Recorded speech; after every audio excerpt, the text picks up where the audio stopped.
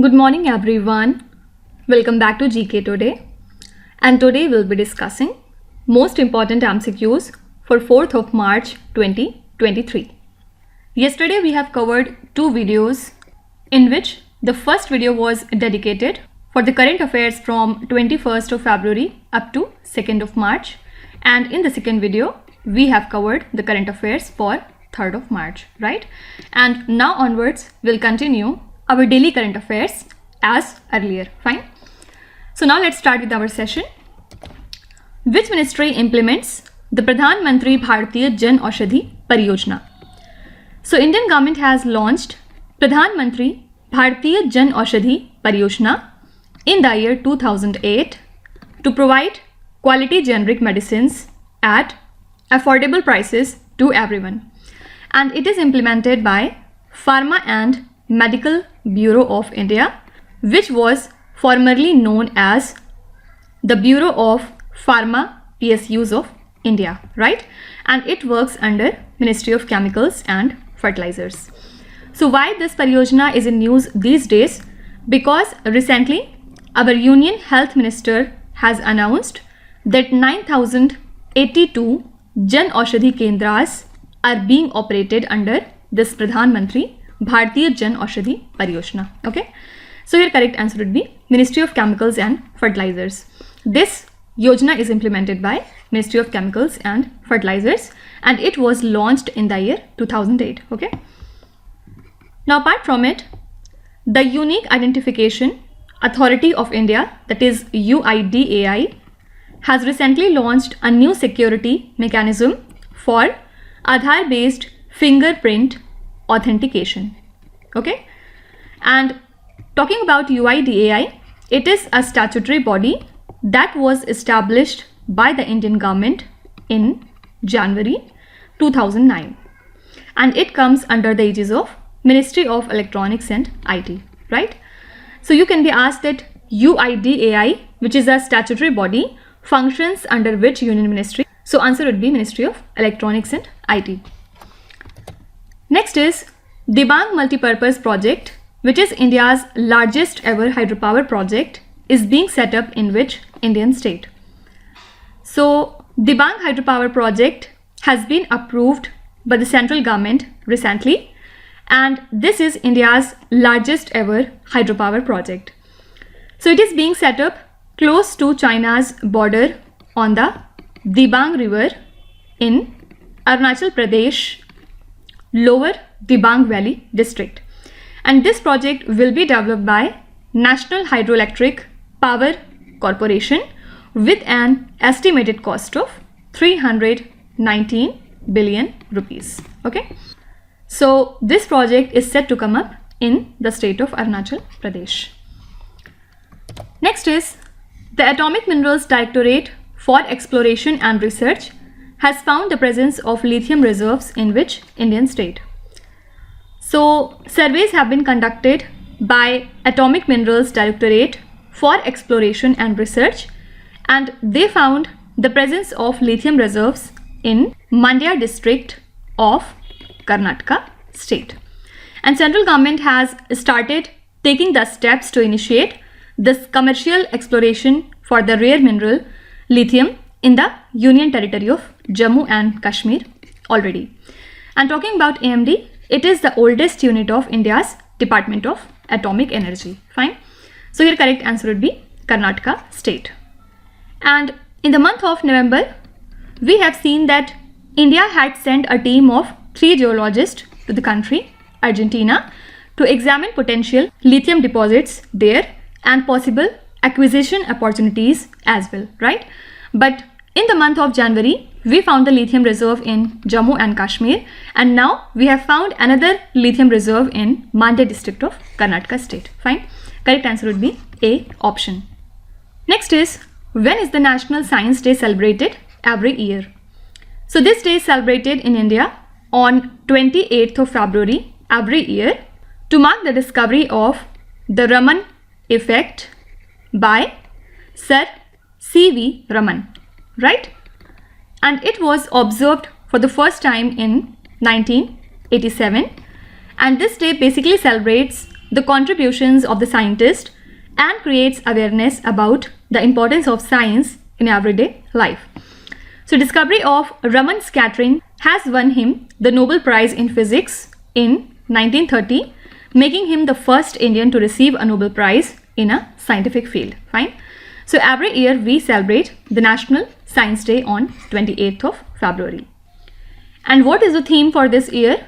It is Global Science for Global Well-being. Okay. So two things are important.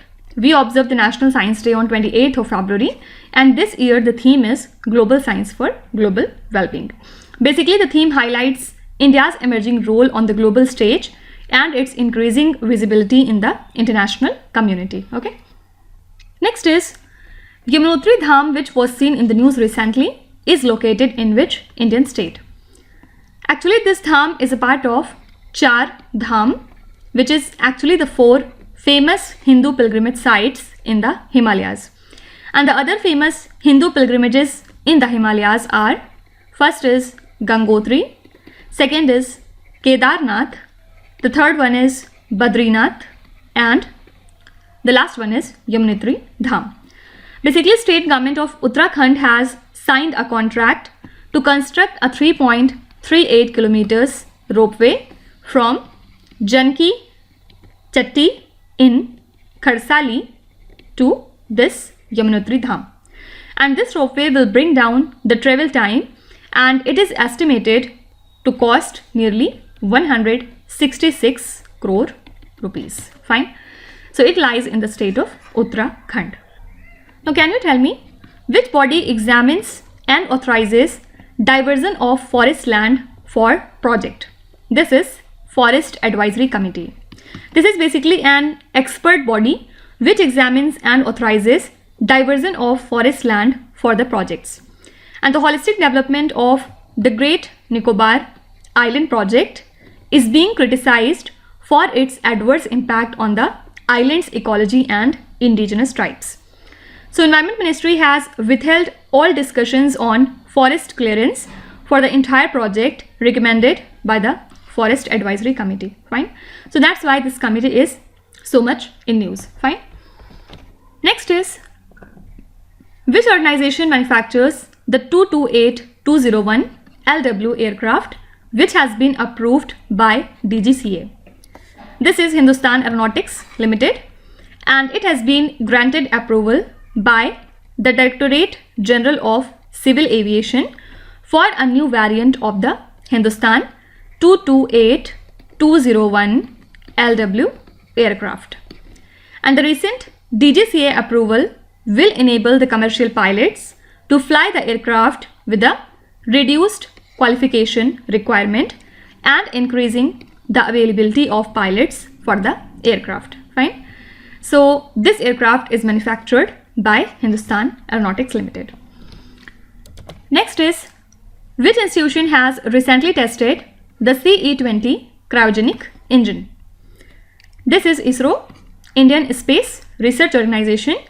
Recently, it has successfully completed the flight acceptance hot test for the CE20 cryogenic engine. And this engine will power the LVM-3 launch vehicle's cryogenic upper stage for the upcoming Chandrayaan-3 mission, which is being slated to be launched in the later part of 2023.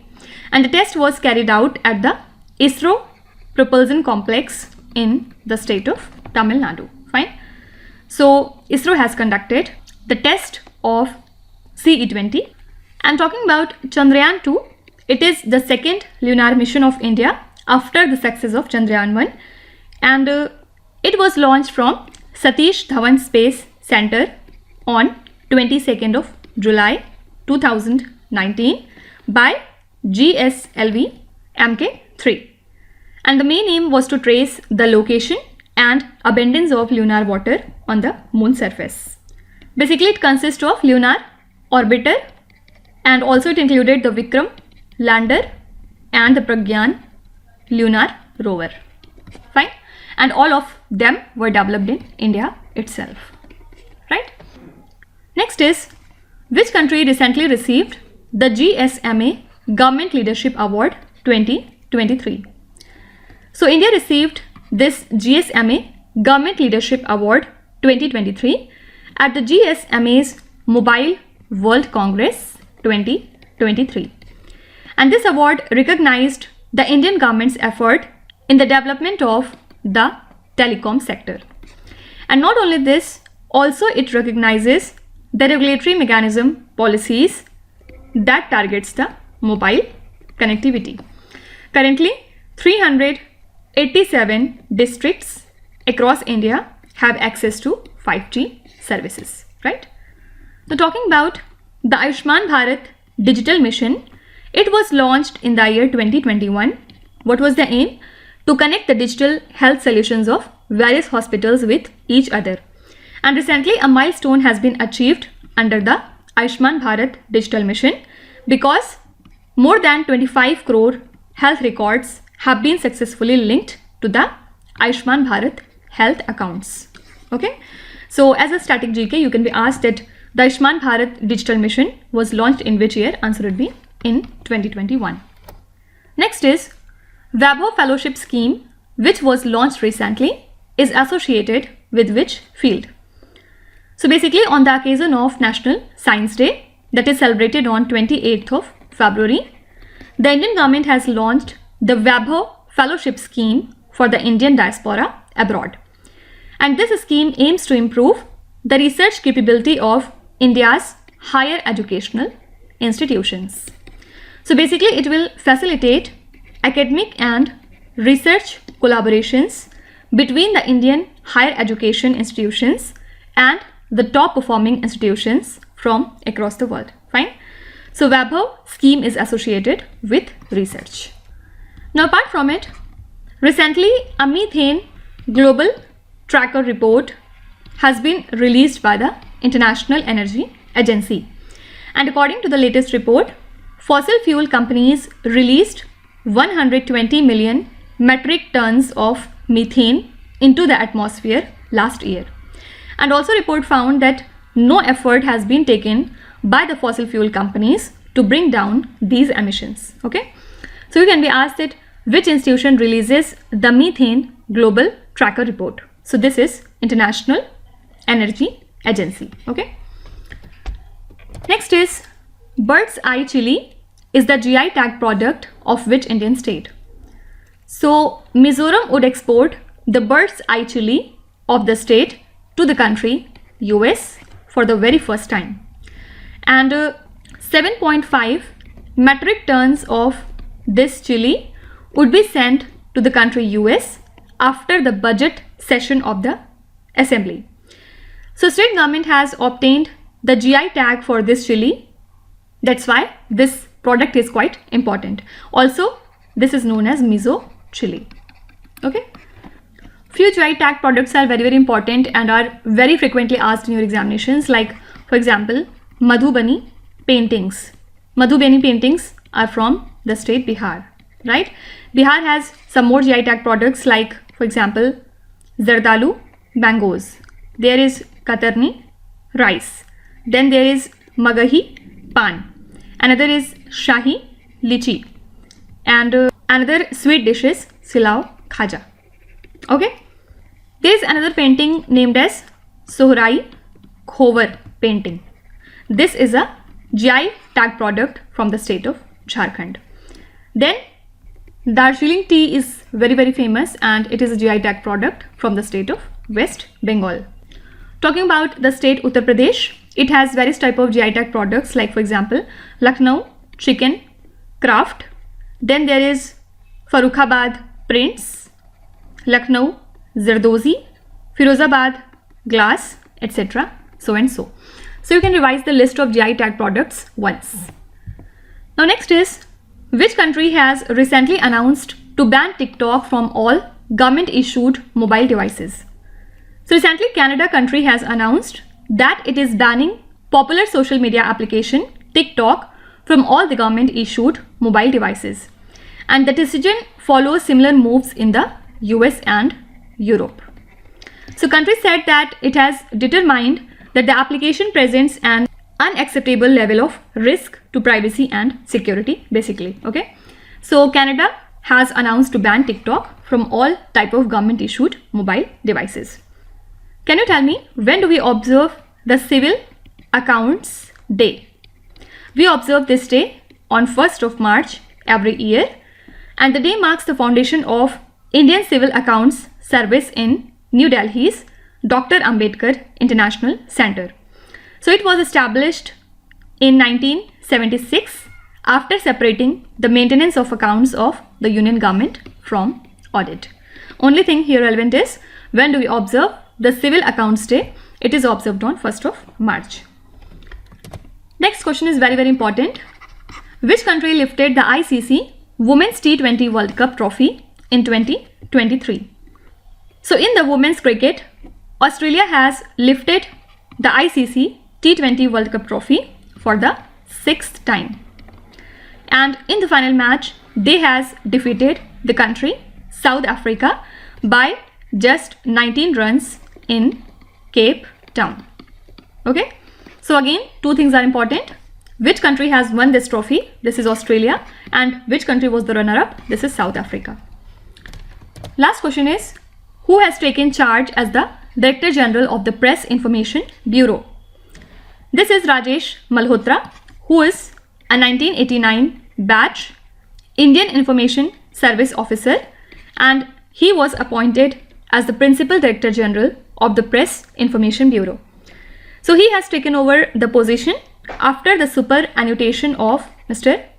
Satyendra Prakash, and previously Rajesh Malhotra had been working in Ministry of Finance since January 2018. Okay, so currently who is the Director General of Press Information Bureau? This is Mr. Rajesh Malhotra.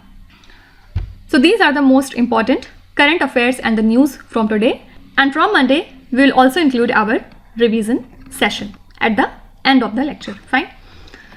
Now let's start with today's quiz. Here on the slide you can see 5 questions which have been taken from the past 2-3 days current affairs. Pause the video and try to solve each of these questions, and at the end of the lecture do not forget to share your scores in the comment section. So please be honest and do not cheat with yourself. So that's it for today. I hope you have liked the session. These were the important news and events from today, and we will meet again tomorrow with some more important current affairs. Till then, stay tuned. Thank you so much for watching, and please do not forget to subscribe to GK Today. With this, Minu Zahadsana signing off.